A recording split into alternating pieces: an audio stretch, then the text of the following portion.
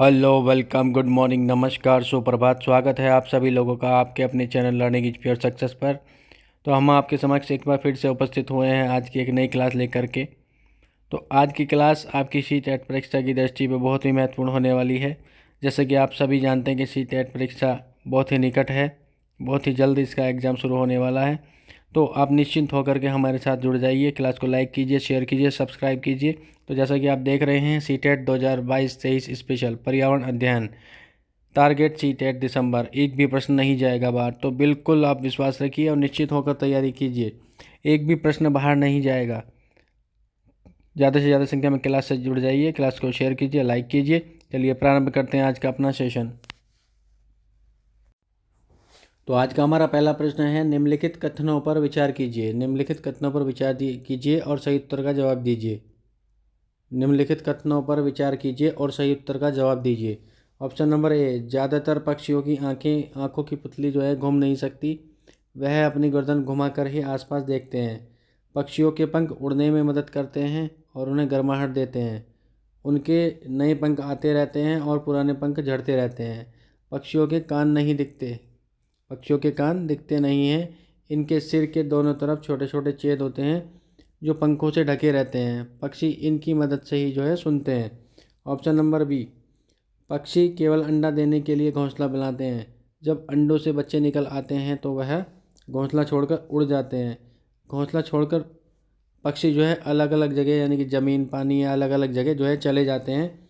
और option number सी है, पक्षी एक ही समय में दो अलग अलग चीज़ों को एक साथ देख लेते हैं, यानी उन पर नज़र डाल लेते हैं। जब अलग अलग चीज़ों पर ध्यान केंद्रित करते हैं तो उनका देखने का दायरा बढ़ता है, और जब यह बिल्कुल सामने देखते हैं तो इनकी दोनों आंखें एक ही चीज़ पर होती हैं।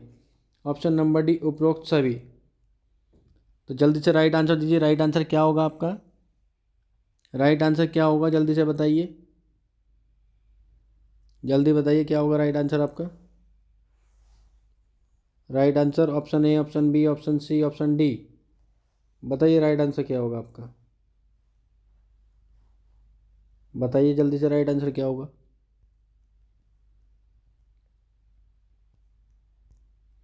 चलिए बता देते हैं। ऑप्शन नंबर ए, ज़्यादातर पक्षियों की आंखों की जो पुतली होती हैं वो घूम नहीं सकती। बिल्कुल, वह अपनी गर्दन घुमाकर ही आसपास देख सकते हैं। पक्षियों के पंख उन्हें उड़ने में मदद करते हैं। बिल्कुल करते हैं। और उन्हें गर्माहट देते हैं। बिल्कुल उन्हें गर्माहट देते हैं। उनके नए पंख आते रहते हैं। बिल्कुल पक्षियों के नए पंख आते रहते हैं और पुराने पंख झड़ते रहते हैं। पक्षियों के कान नहीं दिखते हैं, यानी कि पक्षियों के कान नहीं दिखते, कहाँ दिखते हैं, नहीं दिखते हैं ना। इनके सिर के दोनों तरफ छोटे छोटे छेद होते हैं। बिल्कुल इनके सिर के तरफ दोनों तरफ छोटे छोटे छेद होते हैं जो पंखों से ढके होते हैं, और पक्षी इन्हीं की मदद से सुनते हैं। बिल्कुल सही बात है, ऑप्शन नंबर ए सही है। ऑप्शन नंबर बी क्या है? पक्षी केवल अंडा देने के लिए ही घोंसले बनाता है, और जब अंडों से बच्चे निकल आते हैं तो वह घोंसला छोड़कर उड़ जाते हैं। घोंसला छोड़कर पक्षी अलग अलग जगह चले जाते हैं। बिल्कुल सही बात है। ऑप्शन नंबर सी, पक्षी एक ही समय में दो अलग अलग चीज़ों को एक साथ देख लेते हैं। अलग अलग दोनों आंखों से अलग अलग जगह एक साथ दो चीज़ों को देख लेते हैं, यानी उन पर नज़र डाल लेते हैं। जब अलग अलग चीज़ों पर ध्यान केंद्रित करते हैं तो उनका देखने का दायरा बढ़ जाता है, यानी कि बढ़ता है। और जब यह बिल्कुल सामने देखते हैं तो इनकी दोनों आंखें एक ही चीज़ पर केंद्रित होती हैं, यानी कि एक ही चीज़ पर होती हैं। ऑप्शन नंबर डी, उपरोक्त सभी। तो आपका राइट आंसर होगा option number D is the right answer. Option number D is the right answer, उपरोक्त सभी सही हैं। तो चलिए चलते हैं अगले प्रश्न की ओर। यहाँ पर अगला प्रश्न है हमारा, निम्नलिखित कथनों में से मधुमक्खियों के बारे में असत्य कथन चुनिए। यानी कि निम्नलिखित कथनों में से मधुमक्खियों के बारे में असत्य कथन है। ऑप्शन नंबर ए, बिहार के मुजफ्फरपुर के बोचाहा, ये बोचाहा गांव है, बिहार के मुजफ्फरपुर में ये बोचाहा गांव है। तो बोचाहा गांव इलाके में घनी आबादी में लीची के पेड़ पाए जाते हैं। लीची के पेड़ मधुमक्खियों को बहुत लुभाते हैं, ये लुभाते हैं, बहुत लुभाते हैं, टाइपिंग में स्प्रेड है, बहुत लुभाते हैं। इसलिए इस क्षेत्र के लोग मधुमक्खी पालन करके शहद बनाने का काम करते हैं। ऑप्शन नंबर बी, लीची के फूल फरवरी में खिलते हैं। अक्टूबर से दिसंबर तक मधुमक्खी के अंडे देने का समय होता है, और यह मधुमक्खी पालन शुरू करने का भी सही समय होता है। मधुमक्खी पालन को एपी कल्चर भी कहते हैं।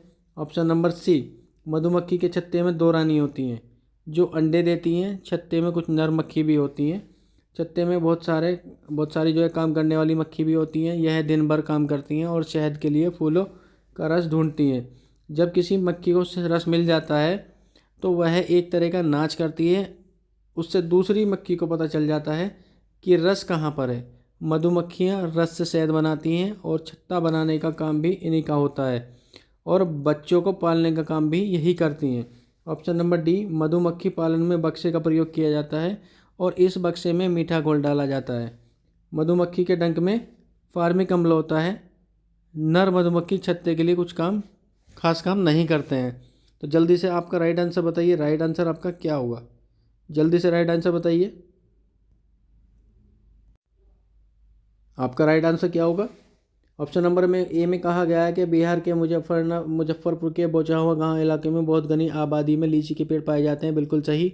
लीची के पेड़ मधुमक्खियों को बहुत लुभाते हैं। बिल्कुल सही बात है। इसलिए इस क्षेत्र में मधुमक्खी पालन करके शहद बनाने का काम किया जाता है। तो ऑप्शन नंबर ए राइट है।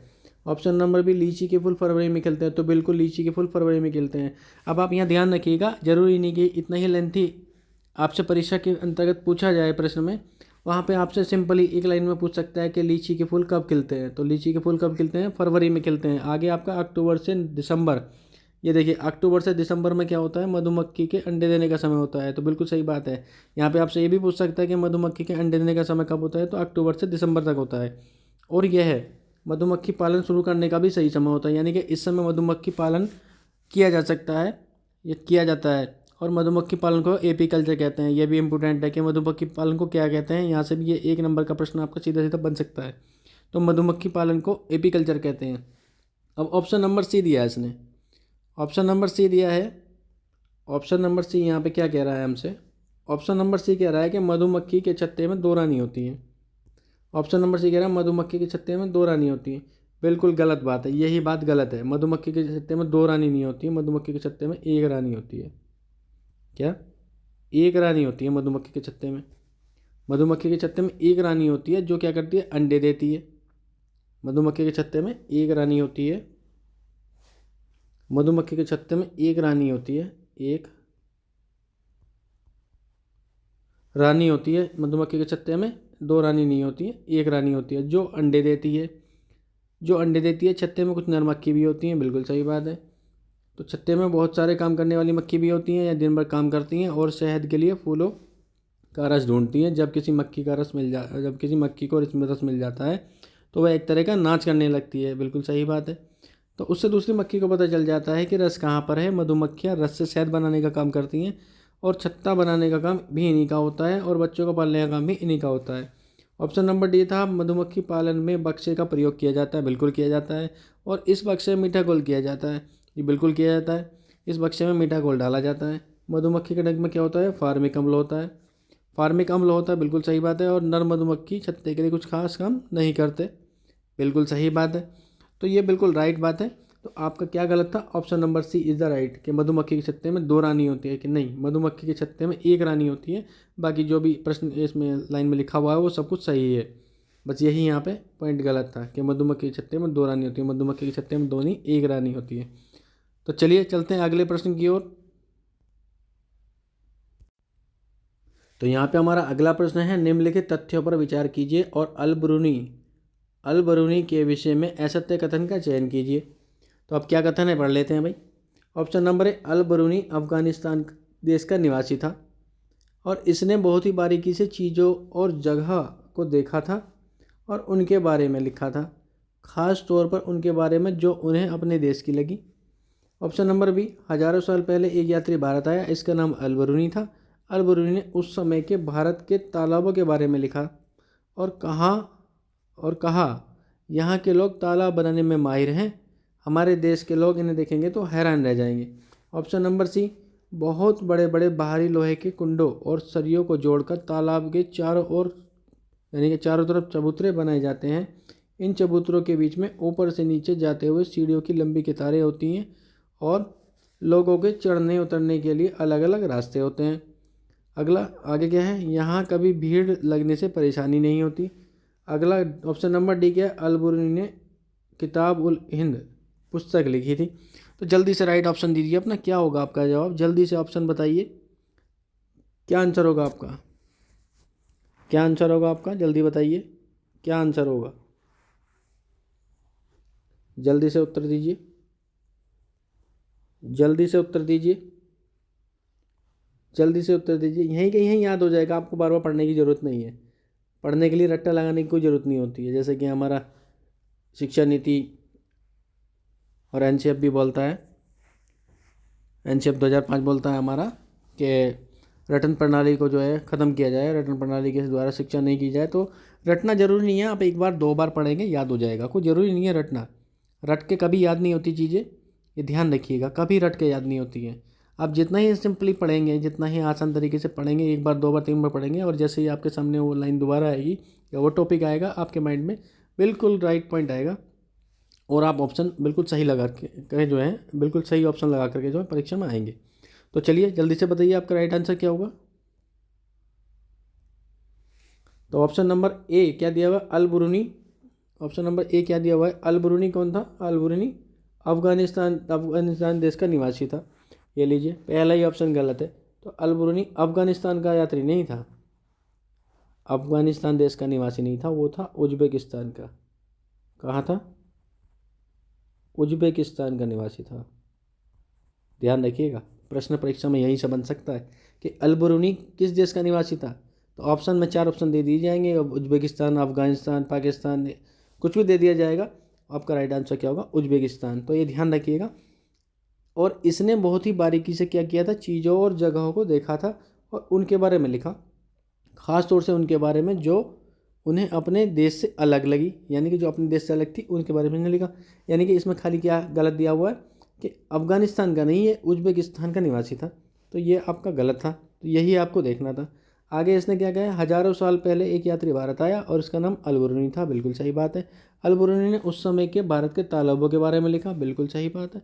और कहा यहाँ के लोग तालाब बनाने में माहिर हैं, हमारे देश के लोग इन्हें देखेंगे तो हैरान रह जाएंगे। बिल्कुल सही बात है। आगे क्या था, बहुत बड़े बड़े बाहरी लोहे के कुंडों और सरियों को जोड़कर तालाब के चारों ओर चबूतरे बनाए जाते हैं। इन चबूतरों के बीच में ऊपर से नीचे सीढ़ियों की लंबी कतारें होती हैं और लोगों के चढ़ने के उतरने के लिए अलग अलग रास्ते होते हैं। यहाँ कभी भीड़ नहीं लगती, बिल्कुल यहाँ कभी भीड़ लगने से परेशानी नहीं होती। ऑप्शन नंबर डी, अल बरूनी ने किताब उल हिंद पुस्तक लिखी थी। तो ये देखिए, ये इंपॉर्टेंट है, यहाँ पे सीधा सीधा परीक्षा में इंपॉर्टेंट है, सीधा सीधा परीक्षा में पूछ लिया जाएगा कि किताब उल हिंद पुस्तक किसने लिखी है, तो अल बरूनी ने लिखी है।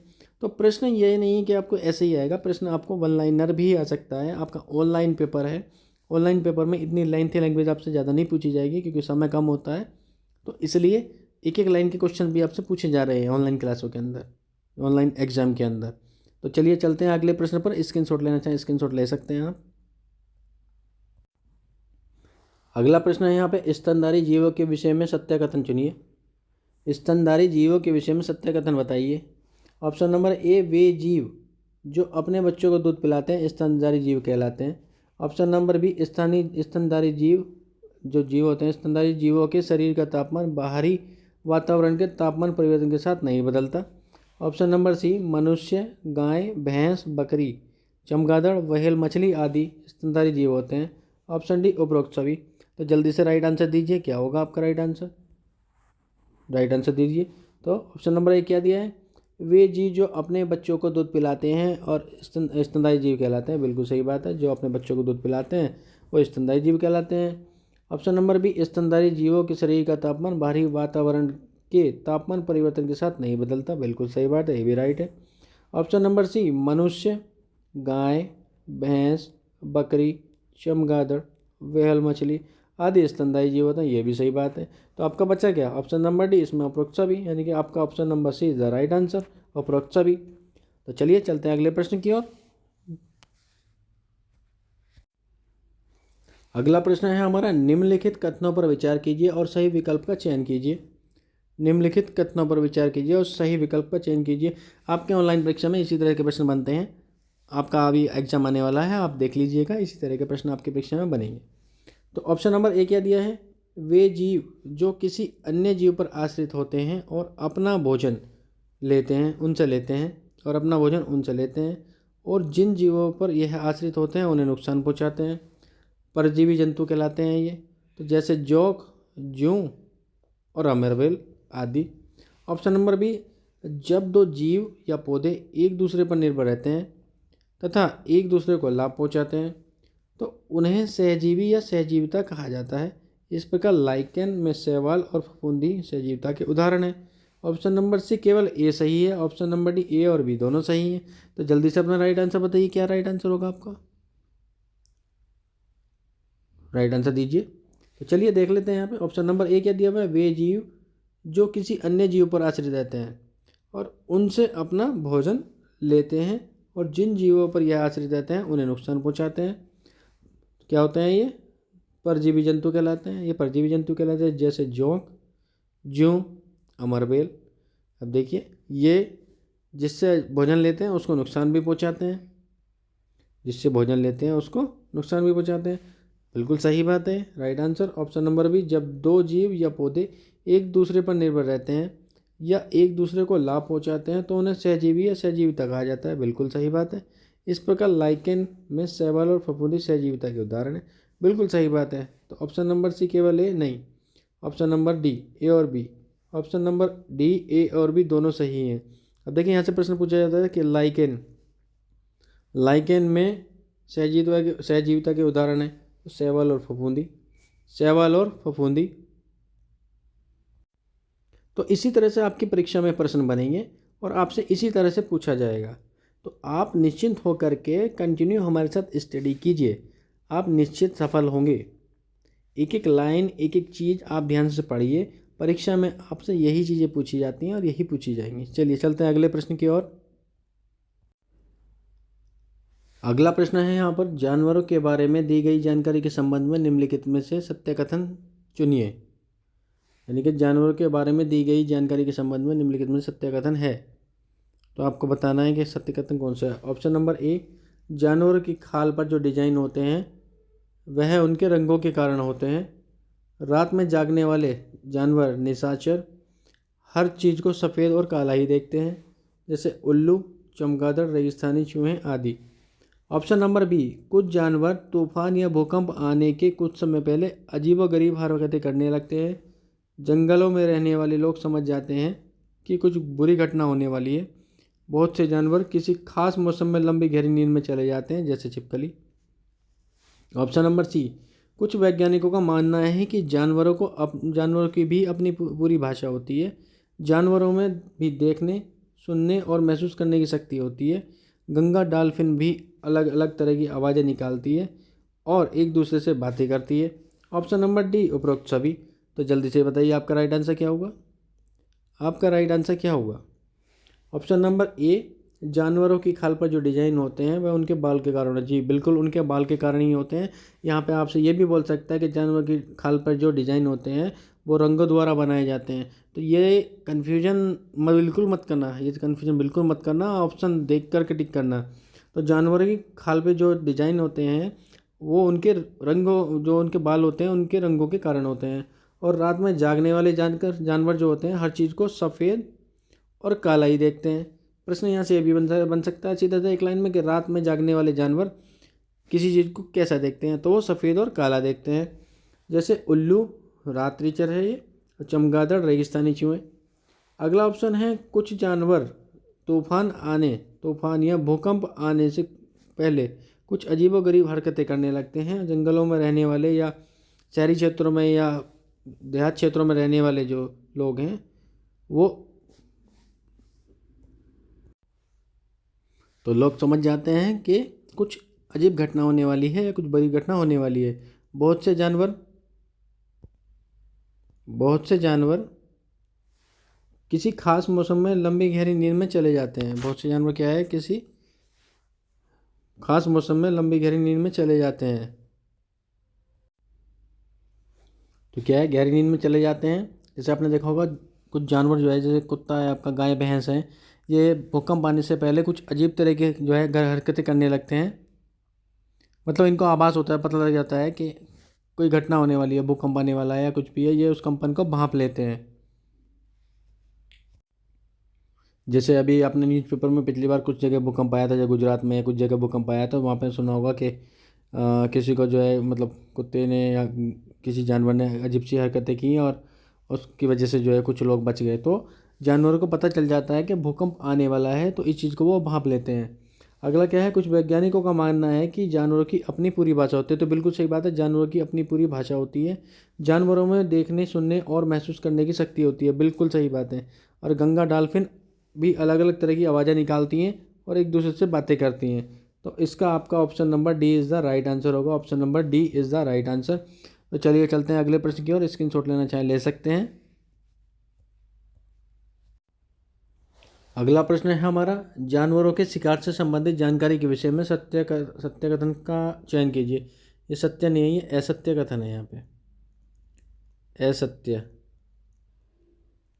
असत्य कथन का चयन कीजिए। ऑप्शन नंबर है, हाथियों को उनके दांतों के लिए, गैंडों को सींग के लिए और शेर, मगरमच्छ और सांप को उनकी खाल के लिए मार दिया जाता है।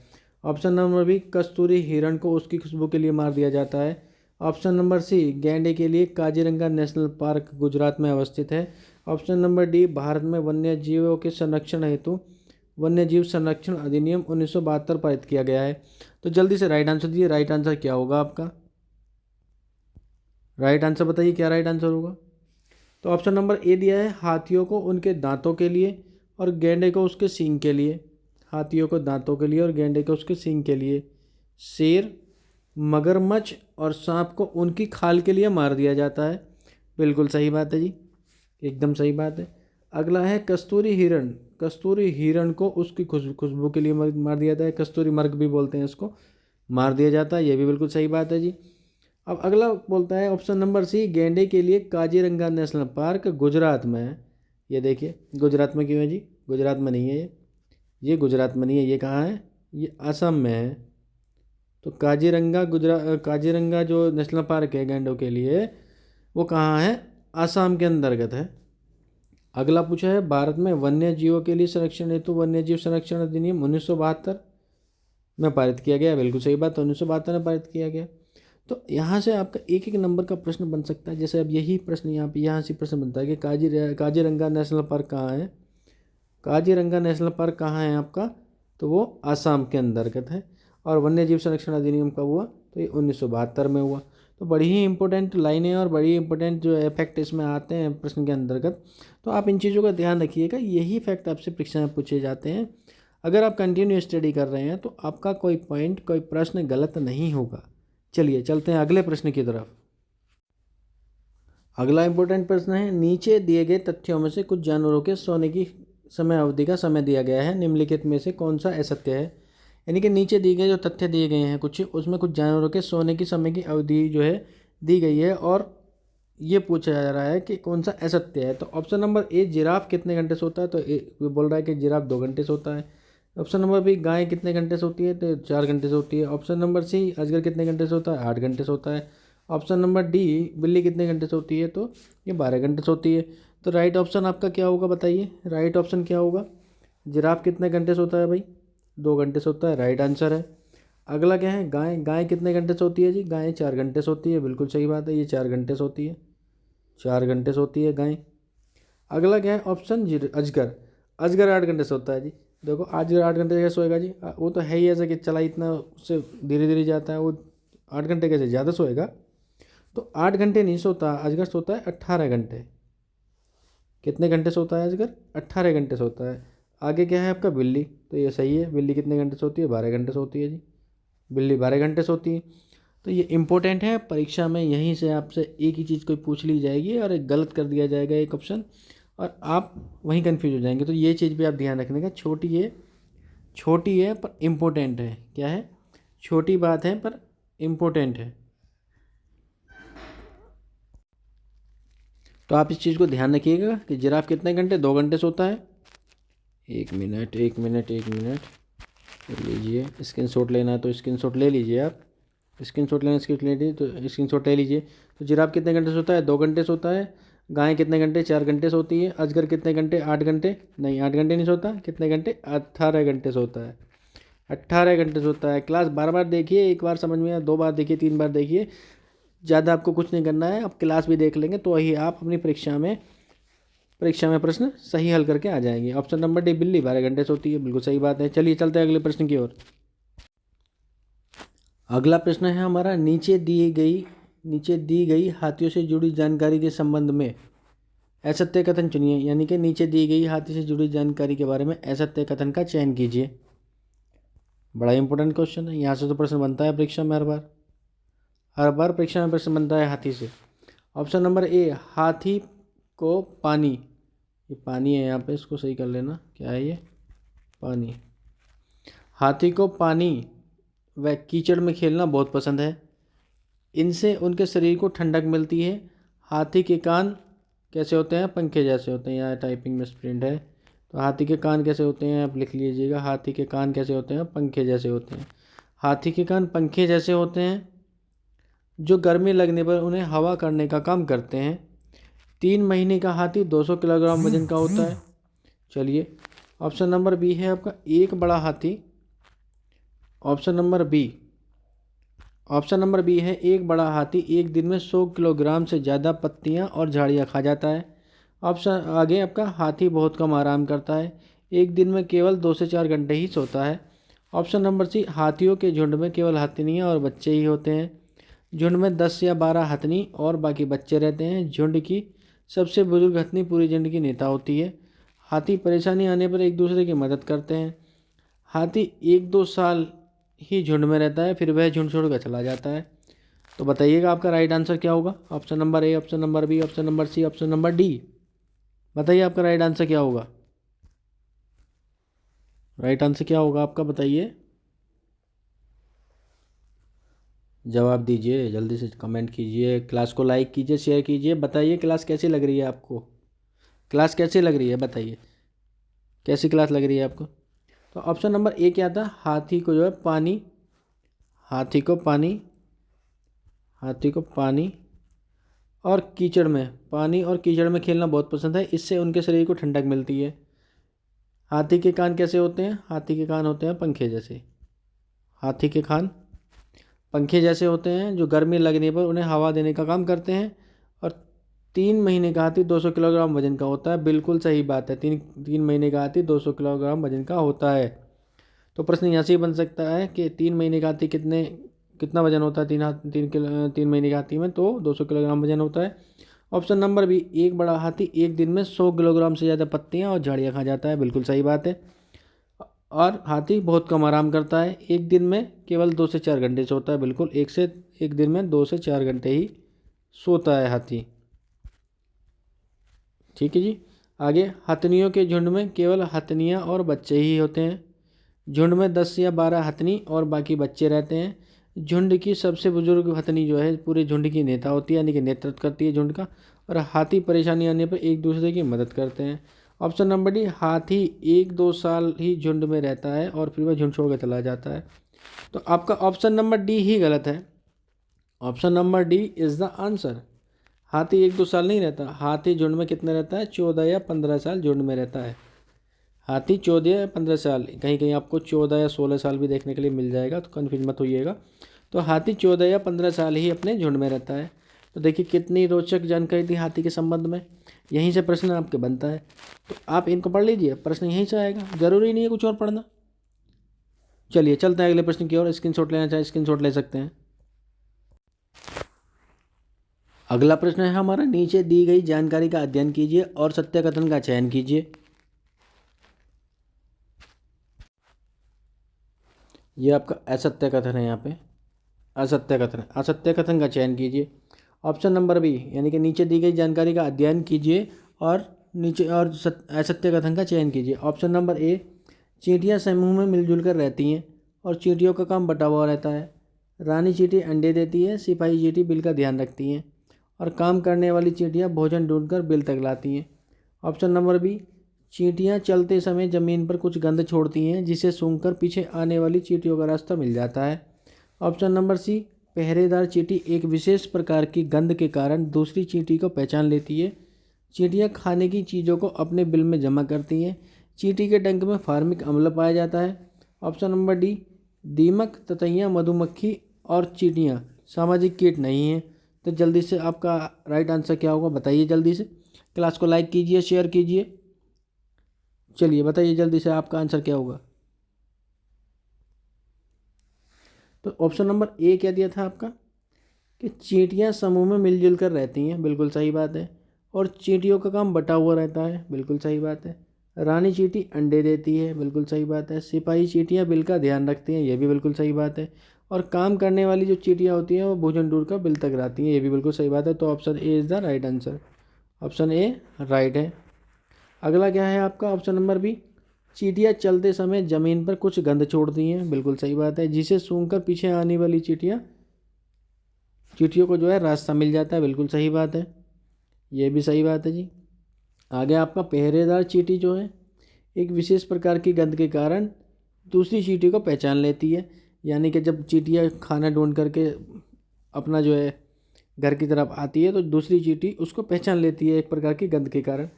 और चींटियाँ खाने की जो चीज़ें अपने बिल में जमा करती हैं, चींटियाँ खाने की चीज़ें कहाँ जमा करती हैं, अपने बिल में जमा करती हैं।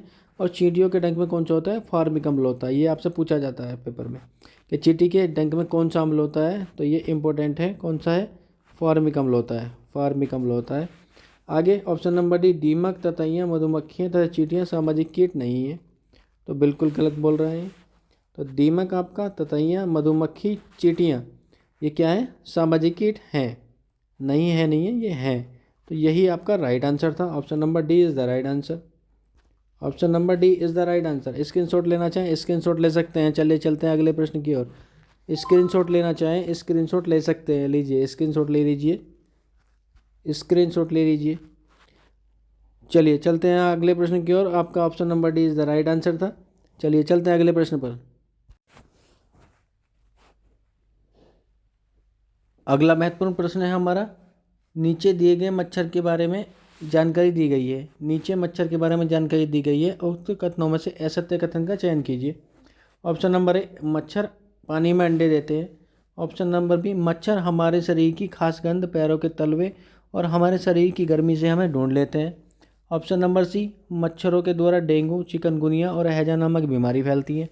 ऑप्शन नंबर डी, रुके हुए पानी में या इकट्ठा हुए पानी में मलेरिया के मच्छर पैदा होते हैं, इससे इसलिए मच्छरों के प्रजनन को रोकने के लिए पानी में तेल डालना उचित रहता है। इससे पानी का पृष्ठ तनाव कम हो जाता है और ऑक्सीजन की आपूर्ति रुक जाती है, जिससे मच्छर का लार्वा मर जाता है। तो जल्दी से आपका राइट आंसर दीजिए। राइट आंसर क्या होगा आपका, आपका राइट आंसर क्या होगा।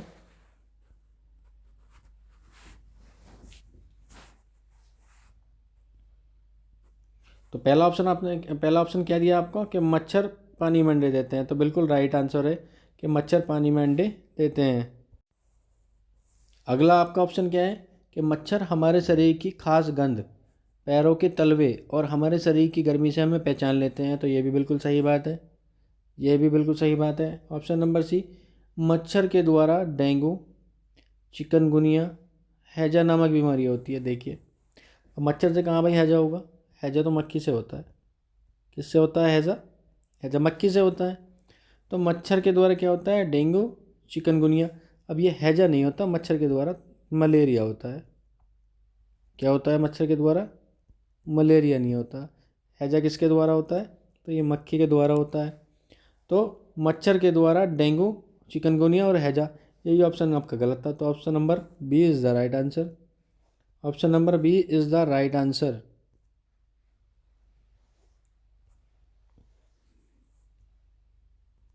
Option number B, option number C is the right answer कि मच्छर के द्वारा डेंगू, चिकनगुनिया और हैजा बीमारी होती है। हैजा किससे होता है, मक्खी से होता है, और डेंगू, चिकनगुनिया और मलेरिया मच्छर से फैलते हैं। आगे, रुके हुए पानी में या इकट्ठा हुए पानी में मलेरिया के मच्छर पैदा होते हैं, बिल्कुल सही बात है।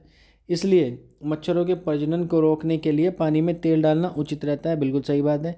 इससे पानी का पृष्ठ तनाव जो है कम हो जाता है और ऑक्सीजन की आपूर्ति रुक जाती है, जिससे क्या होता है, मच्छर का लार्वा मर जाता है। तो ये जानकारी मच्छर के बारे में थी, और यहीं से आपको जानकारी देखने के लिए परीक्षा में भी मिल जाएगी, यहीं से जानकारी आपको परीक्षा में भी देखने के लिए मिल जाएगी। तो आप निश्चिंत होकर तैयारी कीजिए, आप आसानी से सीटेट क्वालिफाई कर जाएंगे। चलिए चलते हैं अगले प्रश्न की ओर। तो यहाँ हमारा ऑप्शन कौन सा था? Option number B, option number C is the right answer, कि मच्छर के द्वारा डेंगू, चिकनगुनिया और हैजा नामक बीमारी, यही ऑप्शन हमारा गलत था। चलिए चलते हैं अगले प्रश्न की ओर। अगला प्रश्न नंबर, ये लो भाई, फिर मच्छर आ गया है, फिर मच्छर आ गया है। मुझे लग रहा है कि मच्छर सीटेट के लिए बड़ा ही खतरनाक हो गया है। आएगा ही आएगा भाई, तैयारी कर लो, आएगा मच्छर। चलिए, मलेरिया रोग के बारे में दी गई जानकारी के विषय में सत्य कथन का चयन कीजिए। ऑप्शन नंबर ए, मलेरिया रोग मादा एनाफिलीज मच्छर से फैलता है और मलेरिया बुखार में कभी भी मलेरिया बुखार में कभी कभी मलेरिया बुखार में, एक गलत है, कपकपी, मलेरिया बुखार में कपकपी, देखा नहीं, कई बार सर्दी लगती है और ठंड लगती है। आगे क्या है आपका? रोनाल्ड रोस ने सबसे पहले बताया कि मलेरिया मच्छरों के कारण होता है। यह भारतीय मूल के थे।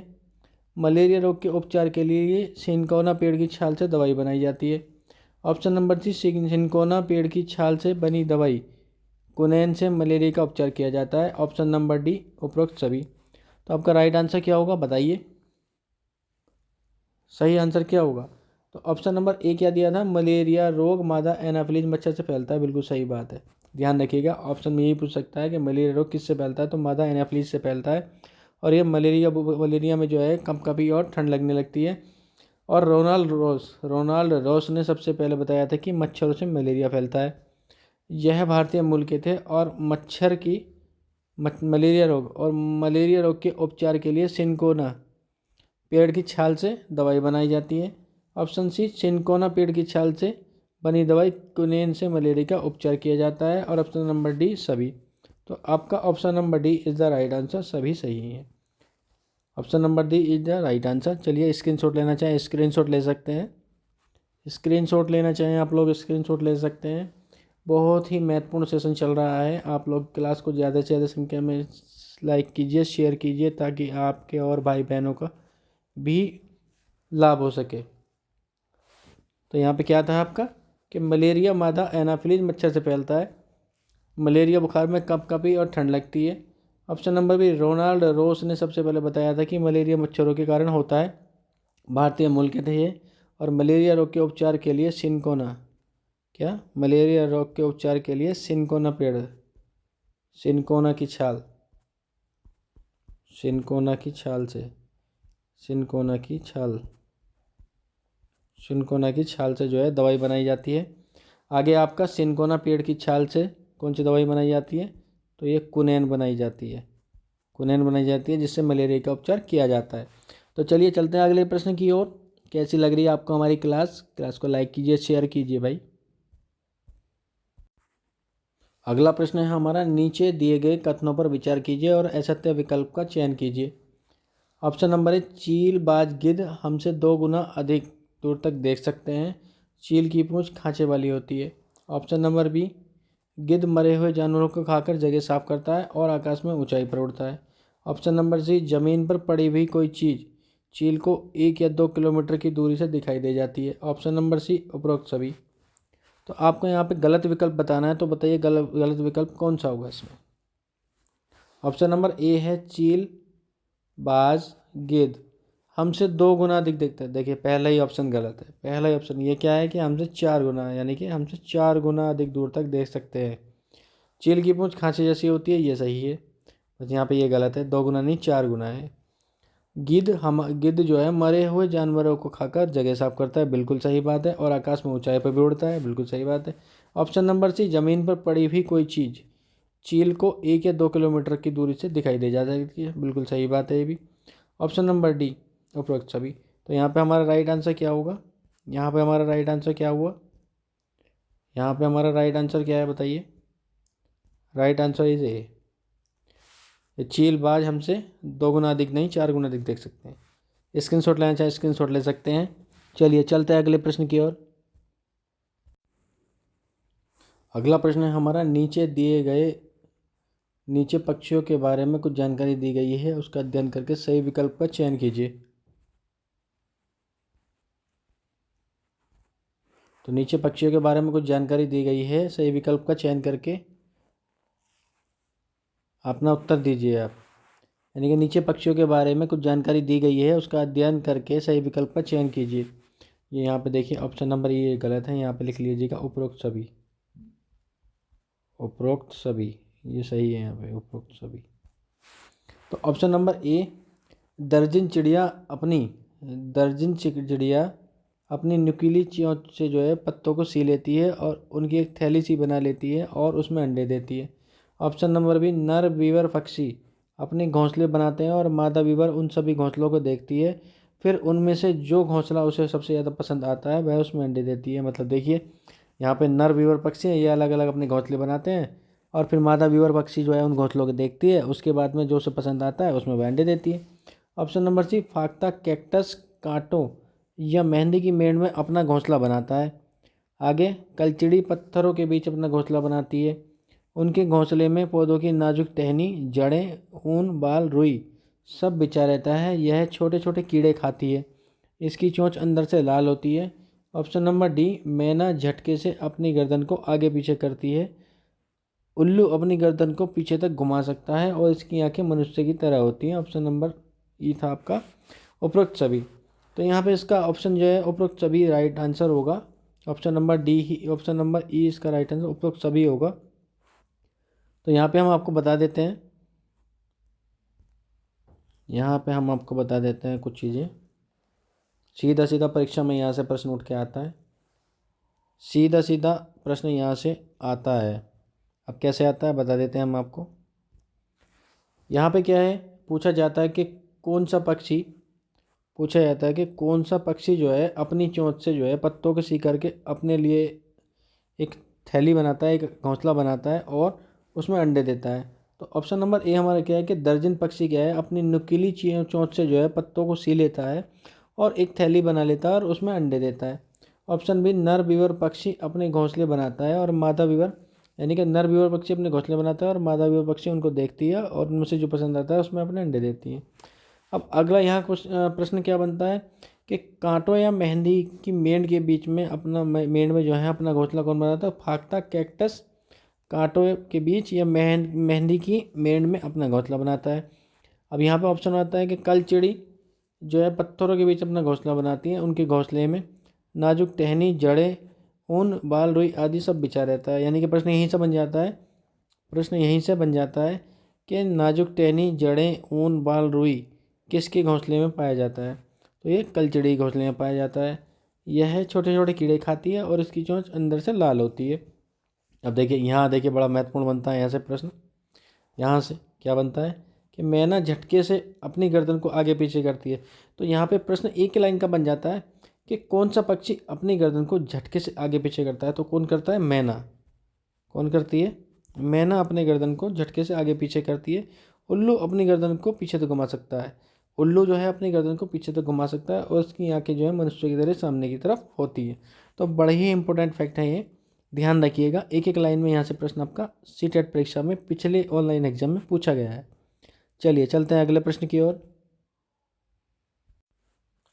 लो जी, अगला प्रश्न आ गया हमारा, कौवे के बारे में दिए गए तथ्यों में से गलत तथ्य का चयन कीजिए। ये भी बड़ा इंपॉर्टेंट है, सीटेट परीक्षा में पूछा जाता है, इंपॉर्टेंट है। कौवा इंपॉर्टेंट है, ये सीटेट परीक्षा में पूछा जाता है। तो क्या कहा है कौवे के लिए कि ऑप्शन नंबर एक, कौवे के घोंसले में लोहे के तार और लकड़ी की टहनियाँ जैसी चीज़ें पाई जाती हैं। ऑप्शन नंबर बी, कौवा पेड़ के सबसे नीचे डाल पर घोंसला बनाता है। ऑप्शन नंबर सी, कोयल अपना घोंसला नहीं बनाती, वह कौवे के घोंसले में ही अंडे देती है। ऑप्शन नंबर डी, कौवा अपने अंडों के साथ साथ कोयल के अंडे भी सेता है। तो जल्दी से अपना राइट आंसर दीजिए। राइट आंसर क्या होगा आपका? राइट आंसर क्या होगा तब तक देख लेते हैं। ऑप्शन नंबर ए क्या है? कौवे के घोंसले में लोहे के तार और लकड़ी की टहनियाँ पाई जाती हैं। तो यहीं से प्रश्न आपका एक लाइन का बन जाएगा कि किस पक्षी के घोंसले में जो है लोहे के तार और लकड़ी की टहनियाँ पाई जाती हैं? तो ये किसके? कौवे के। अब यह क्या है कि कौवा पेड़ की सबसे नीचे, देखिए यही गलत है। क्या है? यही गलत है। आगे क्या है आपका? कोयल अपना घोंसला नहीं बनाती, बिल्कुल सही बात है, कोयल अपना घोंसला नहीं बनाती। वह क्या करती है? वह कौवे के घोंसले में अपना जो है अंडे देती है। आगे क्या है? कौवा अपने अंडों के साथ कोयल के अंडे भी देता है, बिल्कुल सही बात है।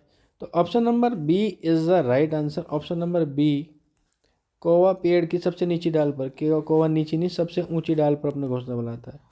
कहाँ बनाता है कौवा? पेड़ की सबसे ऊंची डाल पर अपना घोंसला बनाता है। तो यह ध्यान रखिएगा, बहुत ही इंपॉर्टेंट है। स्क्रीनशॉट लेना चाहे स्क्रीनशॉट ले सकते हैं, लीजिए स्क्रीनशॉट लीजिए, स्क्रीनशॉट लीजिए, आप स्क्रीनशॉट लीजिए।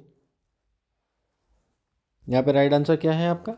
कौवा पेड़ की सबसे नीची डाल पर घोंसला बनाता है। तो ये नीचे नहीं बनाता, ये ऊंची डाल पर जो है घोंसला बनाता है अपना।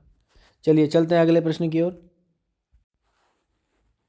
तो ये आज की क्लास का अंतिम प्रश्न था, ये आज की क्लास का अंतिम प्रश्न था। तो आप सभी लोग बताइएगा कि कैसी लगी आपको आज की क्लास। आप सभी बताइएगा कि आपको कैसी लगी आज की क्लास। आप सभी से अनुरोध है, निवेदन है कि आप क्लास को ज़्यादा से ज़्यादा संख्या में लाइक कीजिए, शेयर कीजिए, लाइक कीजिए, शेयर कीजिए और अपनी स्टडी को जो है कंटिन्यू करते रहिए, अपनी स्टडी को कंटिन्यू करते रहिए। आप सभी जितनी क्लास को लाइक करेंगे, शेयर करेंगे, उतना ही हम मोटिवेटेड होंगे और इसी तरह की अच्छी क्लासें आपको जो प्रोवाइड कराएंगे। और निश्चित मानिए कि आपकी सीटेट परीक्षा के अंतर्गत कोई भी प्रश्न बाहर नहीं जाएगा, आपको यहीं क्लास से देखने के लिए मिल जाएंगे। आप जब सीटेट की परीक्षा दे करके आएंगे तो आप पाएंगे कि सेम यहीं से प्रश्न आपको मिले हैं। अगर आपने पढ़ा है तो आपको प्रश्न मिले हैं और आप सही करके आए हैं। तो ज़्यादा से ज़्यादा संख्या में क्लास को शेयर कीजिए, लाइक कीजिए। आपसे फिर मुलाकात होगी नई क्लास में, तो तब तक के लिए समापन करते हैं आज की क्लास का और मिलते हैं आपसे अगली क्लास में। तब तक के लिए जय हिंद, वंदे मातरम, धन्यवाद।